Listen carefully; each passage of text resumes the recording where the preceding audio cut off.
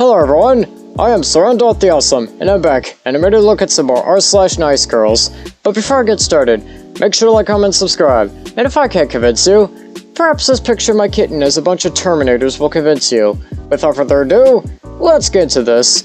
So this first post here says, "She's too controlling, you would always have me," she said. OP made another post clarifying how she doesn't like him. She's just worried about him. That's what they all say. And this person here says, "I think my friend's girlfriend is abusive. I have a friend named Mark." Why is Mark in quotation marks? Anyways, this person goes on to say, "Who I've known for about 4 to 5 years now. We are pretty close and chat often / work in the same company / building, different departments.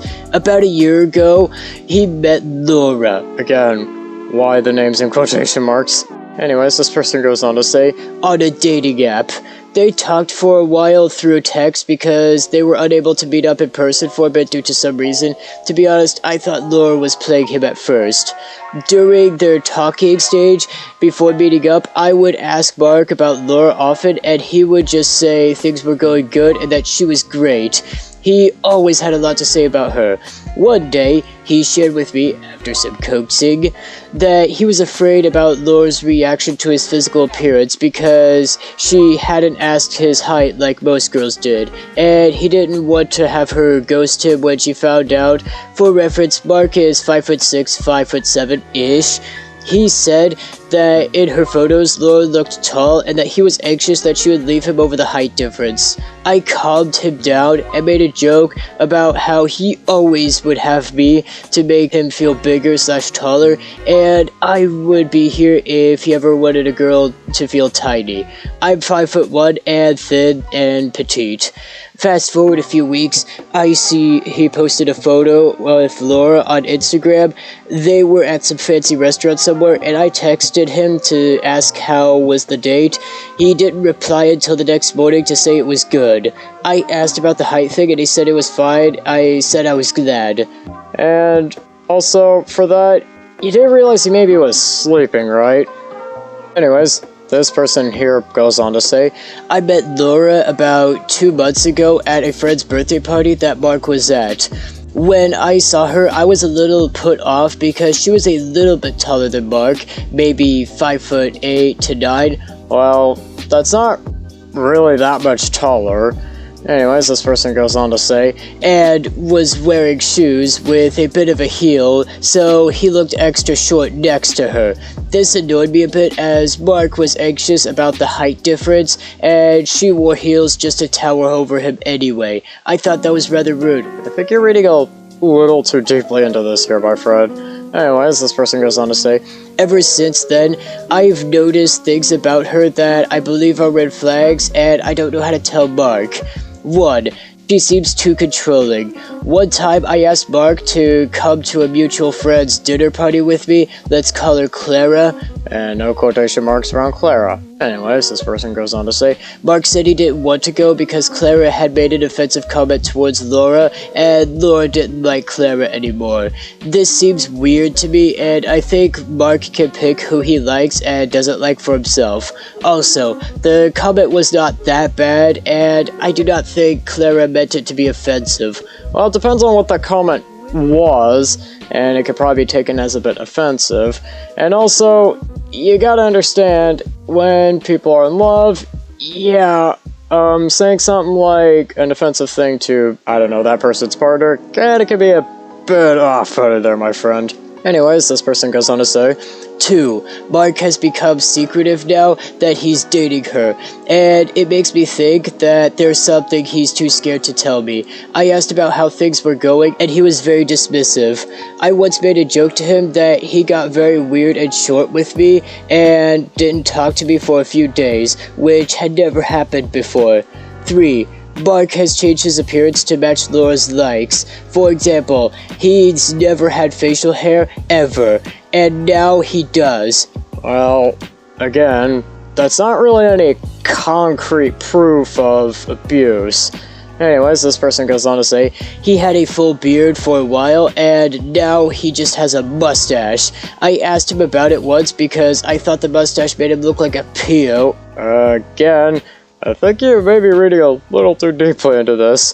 Anyways, this person goes on to say, and he said Laura really liked his facial hair and thought it was hot, and he again got short with me.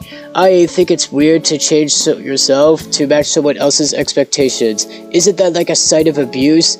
Not really. Not a whole lot if you ask me. Anyways, this person here goes on to say, 4. Mark does anything that Laura says, pretty much all the time. Mark used to hate superhero movies, and we used to make fun of them, and now he's always going to watch the new Marvel movies with Laura because she's obsessed with all things Marvel. I know for a fact he doesn't like superhero movies, and he's just doing it because she says so. I don't think it's right. Okay, you do realize that relationships kind of will require you to have to compromise, right? And, well, you realize that when you're in a relationship, you might end up trying new things, or you might try things that you previously disliked and might now like it. Anyways, this person goes on to say, there have been a few other small/random issues that I have noticed, but I don't want to make this too long. So, how can I bring this up to Mark? Where do I start? How do you let someone know they are being abused? I know he will deny it, so I'm looking for advice on how to approach this. Okay, I'm gonna give this like a 45 out of 50. I think you're reading... Actually, no, I don't think. You are reading way too deeply into this. And I think you maybe need to back off here, my friend, because you're reading way too deeply into this. Oh, and also about the whole thing of you don't love him. Yeah, I can see it. You love him. You just are denying it. And this next post here says, posted in not like the other girls, but was told it'd fit better here. And OP here says, yeah, I'm literally dead. Added this chick, met her before, she was drinking and clearly didn't remember me. She inboxes me and asks, do I know you?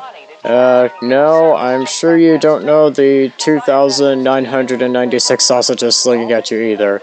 And goes on to say, females kill me. You all don't want to be friends with stable Christian women, just thirsty men, and wonder why you all disrespected and get hit on all the time.